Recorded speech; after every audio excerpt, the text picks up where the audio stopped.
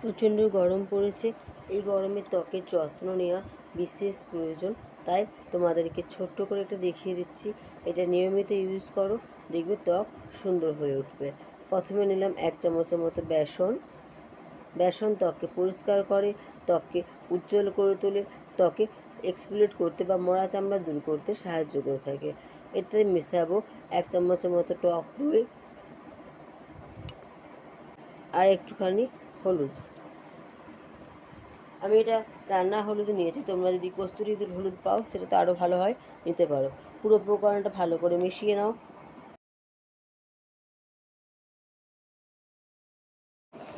এবার এটা সারা মুখে লাগিয়ে নাও।